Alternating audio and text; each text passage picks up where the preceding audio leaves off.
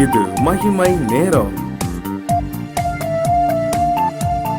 நம்முடைய கர்த்தரும் இரட்சகருமாகிய இயேசு கிறிஸ்துவின் இடைநேற்ற நாமத்தினாலே மகிமை டிவி நேயர்களை நான் வாழ்த்துகிறேன்.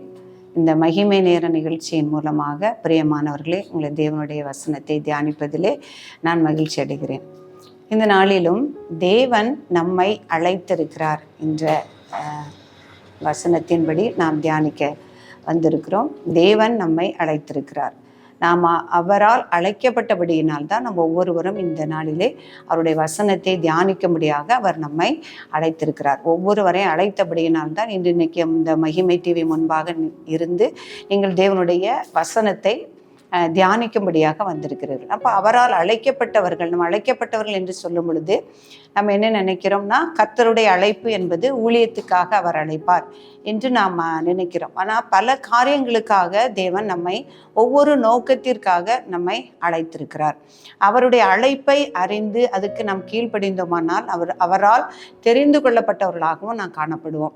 இயேசு கிறிஸ்து சொல்லியிருக்கிறார், அந்த பரலோக ராஜ்யத்தை குறித்த அந்த ஓமையை சொல்லும் பொழுது மத்தேயு 22:14 அழைக்கப்பட்டவர்கள் அநேகர், தெரிந்து கொள்ளப்பட்டவர்களோ சிலர் என்று சொல்லியிருக்கிறார். அப்போ அநேகர் அழைக்கப்பட்டாலும் தெரிந்து கொள்ளப்பட்டவர்கள் சிலர். இப்போ இன்றைக்கு நாம் பார்க்கும் பொழுது நாம் எதற்காக தேவனால் அழைக்கப்பட்டிருக்கிறோம்? தேவன் நம்மை அழைத்திருக்கிறார். முதலாவதாக நாம் பரலோக ராஜ்யத்திற்கு பங்குள்ளவர்களாக வேண்டும் என்று தேவன் நம்மை அழைத்திருக்கிறார். அப்போ பரலோக ராஜ்யத்தை குறித்து இயேசு கிறிஸ்து சொல்லும் பொழுது, பரலோக ராஜ்யம் ஒரு கல்யாணம் ஏற்பாடு செய்த ஒரு ராஜாவுக்கு ஒப்பா இருக்கிறது. அவன் தன்னுடைய மகனுக்கு கல்யாணம் ஏற்பாடு செய்து அநேகரை விருந்துக்கு அவன் அழைத்திருக்கிறான். அப்போ அந்த அழைக்கப்பட்டவர்கள் அவருடைய விருந்துக்கு போக பல பேர் மனதில்லாதவர்களாய் காணப்பட்டார்கள். அப்போ அவருடைய ஊழியக்காரரை அனுப்பி விருந்து ஆயத்தமாக இருக்கிறது, அழைக்கப்பட்டவர்களை விருந்துக்கு வர சொல்லுமாறு அவன் அனுப்பும் பொழுது சிலர் நாங்கள் வியாபாரம் பண்ண போனோம், வயலுக்கு போக வேண்டும் என்று அவர்கள் சாக்கு போக்கு சொல்லுகிறவர்களாய் காணப்பட்டார்கள். அதாவது கர்த்தருடைய அந்த அழைப்பை அவங்க என்ன பண்ணாங்கன்னா அசட்டை பண்ணினாங்க. இன்னும் சில பேர் என்ன பண்ணினாங்கன்னா அந்த அழைப்பை உதாசீனப்படுத்தி அசட்டை பண்ணி போக மனதில்லாதவர்களாய் அந்த அழைப்புக்கு பாத்திரவான்களாய் இல்லாம போயிட்டாங்க. ஆனா சில தெரிந்து கொள்ளப்பட்டவர்கள் இறுதியாக அந்த ராஜா தன்னுடைய ஊழியக்காரனிடம், அழைக்கப்பட்டவர்கள் ஒருவரும் என்னுடைய விருந்துக்கு வர பாத்திரர்கள் அல்ல, அதனால சந்திகளிலும் வீதிகளிலும் தெரு ஓரங்களிலும் இருக்கிறவர்கள் எல்லாவரையும் கூட்டி கொண்டு வந்து என்னுடைய விருந்து சாலையை நிரப்புங்கள் என்று சொல்லுகிறார். அப்போ பரலோக ராஜ்யத்திற்கு என்று நாம் அழைக்கப்பட்டிருக்கிறோம்.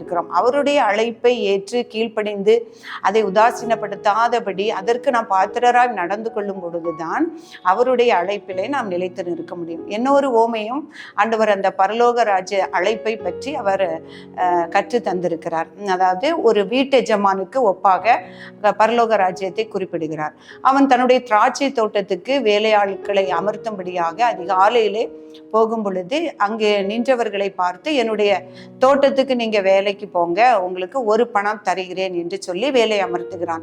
3ஆம் மணி நேரத்தில் அப்படியே சென்று அங்கே நிற்கிறவர்களை பார்த்து தன் திராட்சை தோட்டத்துக்கு அனுப்புகிறான். 6ஆம் மணி நேரம், 9ஆம் மணி நேரம், 11ஆம் மணி நேரம் என்று 5 முறை சென்று அங்கே நின்றவர்களை தன்னுடைய திராட்சை தோட்டத்துக்கு வேலை அமர்த்துகிறான்.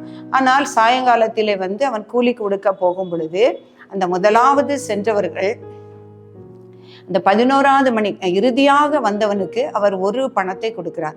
அப்பொழுது அந்த முதலாவது சென்றவர்கள் நினைக்கிறார்கள், நாம் அதிகாலையிலே வந்திருக்கிறோம், 11ஆவது மணிக்கு வந்தவனுக்கே அவர் ஒரு பணம் கொடுக்கிறார் என்றால் நமக்கு அதிகமாக தருவார் என்று எதிர்பார்க்கிறார்கள். ஆனால் ஆண்டவர் சொல்லுகிறார், நான் உனக்கு நியமித்ததை, உனக்கு சொன்னதை நான் உனக்கு கொடுக்கிறேன், அவனுக்கு கொடுக்கிறது என்னுடைய சித்தமா இருக்கிறது என்றாம். பிரியமானவர்களே, நாம் கூட நினைக்கலாம், நாம் என்னுடைய தந்தை, என்னுடைய பெற்றோர்கள், மூதாதையர் முதற்கொண்டு எல்லாரும் கர்த்தரை அறிந்திருக்கிறார்கள், கர்த்தருக்கு சார்ந்து நாங்கள் வாழுகிறோம், கர்த்தருடைய விசுவாசிகளாக இருக்கிறோம், எங்களுக்கு அந்த பரலோக ராஜ்யம் பாக்கியம் உண்டு என்று நான் சொல்ல முடியாது. இன்றைக்கு மனம் திரும்பி, இன்றைக்கு இயேசு கிறிஸ்துவை அறிந்து மனம் திரும்பி பரிசுத்தமாக்கப்பட்டு ஒருவன் மரித்தான், ஆனால் அவன் நிச்சயமாக அவனுக்கும் பரலோக ராஜ்யம் உண்டு. அதைத்தான் ஆண்டவர் சொல்லுகிறார், பிந்தினோர் முந்தினோராயும் முந்தினோர் பிந்தினோராயும் ஆவார்கள் என்று.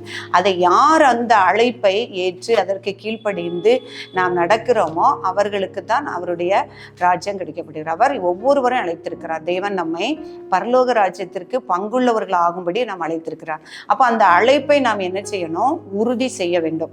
பேதுரு சொல்லுகிறார், அவர் அழைத்த அழைப்பை நீங்கள் உறுதி செய்து அதை உறுதியாய் அதில் இருக்க நாம் ஜாக்கிரதையா இருக்க வேண்டும்.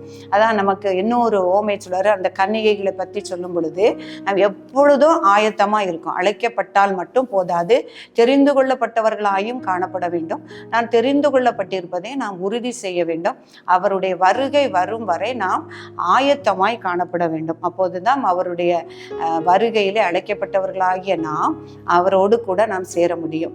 அதான் ஆண்டவர் சொல்லியிருக்கார், அந்த அவருடைய பரலோக ராஜ்யத்தினுடைய வருகையின் போது அழைக்கப்பட்டவர்களும் தெரிந்து கொள்ளப்பட்டவர்களும் நீதிமான்களும் அவர்களோடு கூட இருப்பார்கள் என்று சொல்லப்பட்டிருக்கிறது. அதே போல பிரியமானவர்களை, இன்று அழைக்கப்பட்டவர்களாகிய நாம் இறுதி வரைக்கும் அந்த அழைத்த அழைப்பை, அவர் பரலோக ராஜ்யத்தில் நாம் பங்குள்ளவர்களாகும்படி அந்த அழைப்பை தந்திருக்கிறார். அந்த கிருபையை நாம் உணர்ந்து அதற்கு பாத்திரவான்களாக நாம் நடந்து கொள்ளும் பொழுது அவர் நமக்காக வைத்திருக்கிற அந்த பங்கை நாம் தெரிந்து கொள்ள முடியும். அதற்காக நாம் ஜெபிப்போம். பரிசுத்தமுள்ள எங்கள் அன்புள்ள ஆண்டவரே, உம்மை துதிக்கிறோம். இந்த வார்த்தைகளுக்காக தேவரே உமக்கு நன்றி செலுத்துகிறோம்.